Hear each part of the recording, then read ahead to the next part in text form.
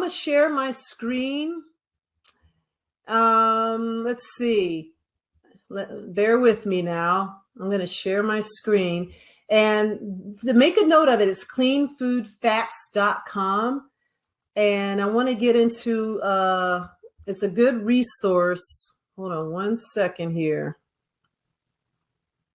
All right. So I just get to a page. This is cleanfoodfacts.com. And what I did was I went to the ingredient guide. Now, I don't know. I kind of just had this page set up in advance. So you could play around with it, keep the link open when you go to it and just find it. But this is a good site to go to. So, you know, they talk about plant-based, vegan or fake. And I'll just read this real quick. Alternative meats are skyrocketing popularity, but take a look at what these foods are made from. Plant-based meat isn't as healthy as you think. Marketing. Just like I got in the comments section about what does no added hormones mean. I think they're meant to be confusing. It's like, okay, no added hormones. Does that mean you have some, you just didn't add more? It's kind of tricky where it makes people think, well, there's no add hormones, it should be good. But that's their way of saying, yeah, there are hormones in it. So they give you this reality, you know, they give you this false sense of reality that it's okay because they didn't add any hormones. So you got to, they're tricky. You got to just look at things for what they are. But marketing leads us to believe that plant-based burgers consist solely of that, plants. All right, we're going to get to that. It's not true. And the product specifically designed to mimic the texture and flavor of meat contain an extensive ingredient list that's at odds with the better for you image these foods are trying to create. So remember in the beginning, that's why I broke it down the way I did, so it can get to this point that these foods have been chemically altered to look like meat, to smell like meat, and taste like meat. They're chemicals. So if you want meat, eat the meat, but stop trying to trick yourself into being plant-based or vegetarian when you really want the meat. So again, you're playing games with yourself, thinking you're doing better by eating something that look and tastes like meat, when you should just eat meat. You don't want to be a vegetarian if you like meat like that. But if it's a health decision, you can't say that either, because this stuff isn't healthy. So you got to get real and honest with yourself.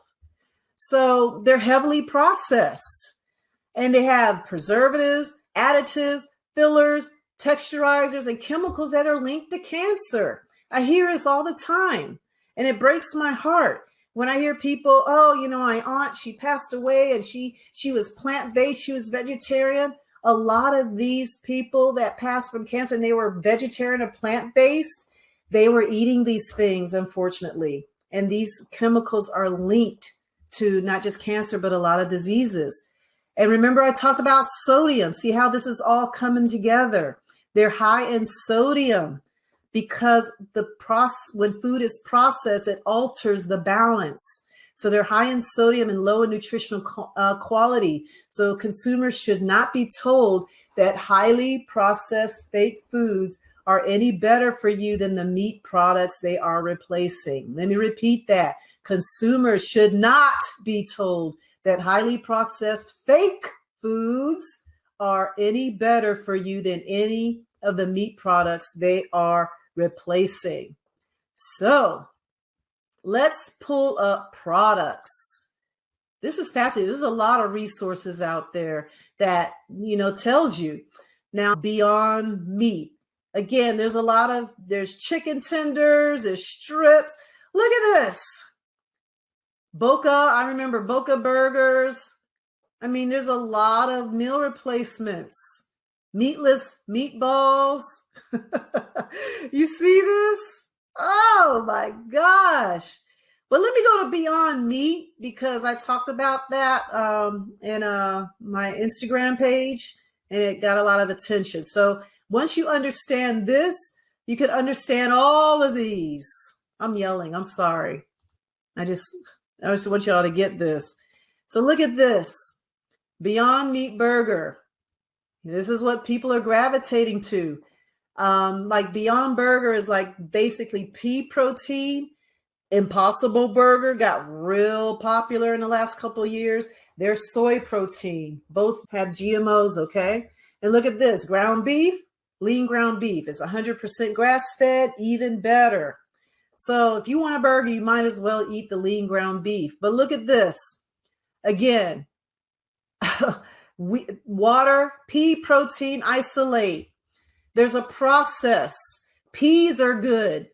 If you want the pea protein, eat the peas. You're going to get the fiber, you're going to get the nutrients. But by the time they use this protein they use this protein to make a flour, it's highly processed. And by the time it's considered pea protein isolate, is no nutritional value in it. And it is this whole process. They mash it and then they take out all the fiber or something. Then they make it they dehydrate it and dry it. Then they make it a flour. It's just this whole process of how it's made. Look at this. Canola oil. What did I say about canola oil? GMO. And then they put a few things. Ooh, coconut oil. That makes it sounds good. But it's refined, meaning it's highly processed. You know, it's good to have extra virgin type olive oil. But by the time it's in this plant-based patty, it's highly refined, highly processed. Again, rice protein sounds innocent, right? Okay, you're better off eating rice. But by the time they process it to create a rice protein, it's become an anti-nutrient and it's, you know, it's highly processed. That's all I can say. I've never had this Beyond Meat, but I'm sure that they're adding these flavors to make it taste like meat, because if it didn't have these flavors, it wouldn't taste like meat. It would probably have a coconut, potatoey, proteiny canola kind of taste. Ugh, doesn't sound good, does it? But they have to have chemicals in it to make it taste like a burger. Look at this, mung bean, methyl cellulose. So anyway, you get the point. And let me just grab on, I never heard of methyl cellulose. So you can click on the ingredients and it's a filler to add bulk. Okay, so you got that big juicy burger, right?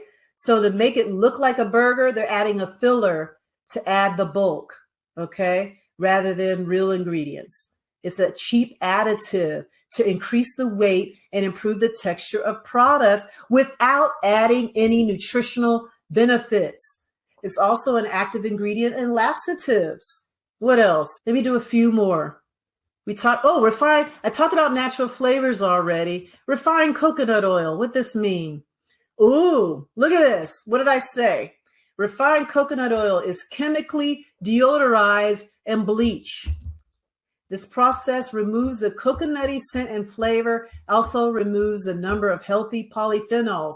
So again, they're taking this relatively healthy food, coconut oil, but once they refine it and deodorize it and remove the taste and bleach it, this is what you got. So you get the point. Do you get the point of why this stuff isn't good for you? Okay. Yeah, I talked about this. Processed salt can lead to high blood pressure, heart disease, and stroke. I use sea salt in my food. All right. Himalayan salt, Celtic sea salt, natural salt in our food is healthy for us because it's balanced with other minerals in it. But this table salt is highly processed and out of balance. Yes, it could lead to these things. So I'm going to go ahead and stop sharing, but check out this site. Just browse through it. It goes through the products and you see how it can break down what's in it and educate yourself.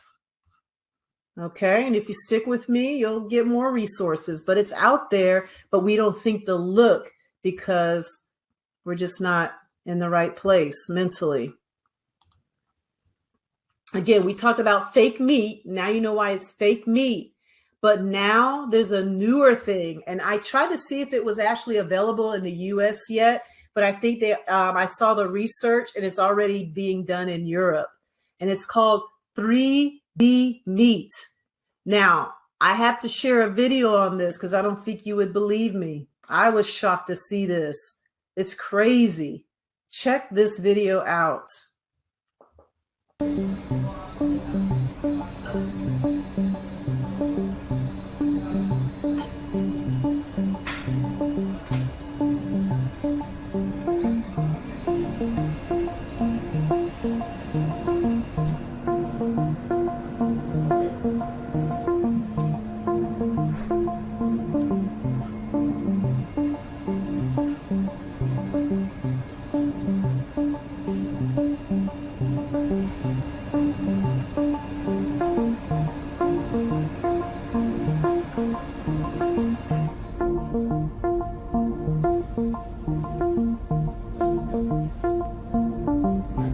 We analyze the different components that make those beautiful cuts and try to figure out which are the key components that we need to mimic in order to achieve those beautiful cuts of meat.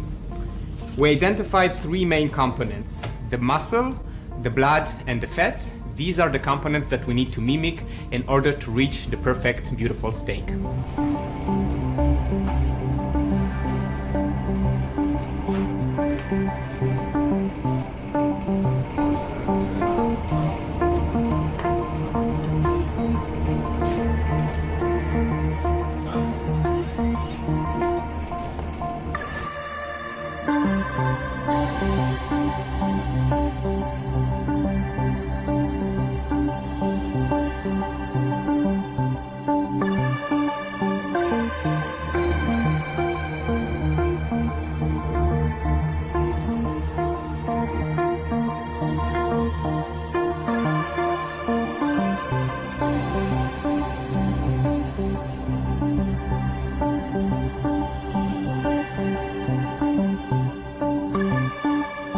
Our technology can create whole muscle cuts just as a cow can produce that in a much more efficient way with a lower cost, and of course it's much better for the environment.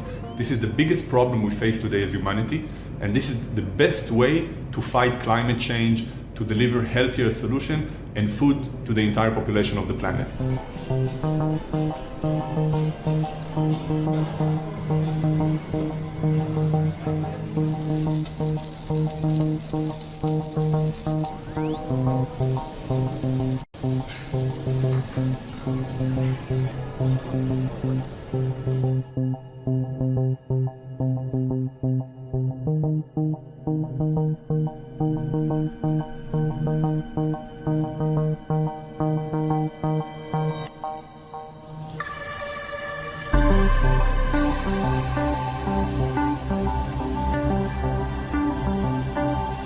We can do the entire cow, not only one part of the cow.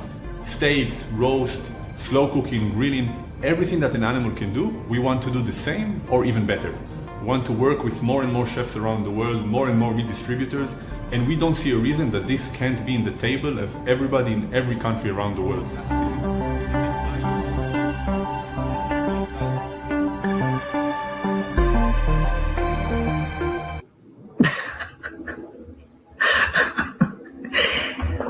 Wow.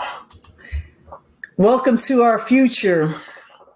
I want to hear some comments about that. Has anybody heard of that? But that's what they're coming up with our technology. Yes, OMG is right. That is what we're heading towards. And actually, it's already done in restaurants in Europe that I know of. And I wouldn't be surprised if it happens in this country. They've done this much. Why wouldn't they introduce this? So we got to, just really realize we got to know where our meat comes from. And just because they say it's plant-based and it's healthy, a lot of the stuff that we're dealing with is because of the abuse of our environment and the soil. We can regrow fruit enough for everybody if it's done naturally. But when you go against nature, this is what happens. And now we're getting to the point where we're going to have 3D meat. And it's sad. It's just sad. I have no words.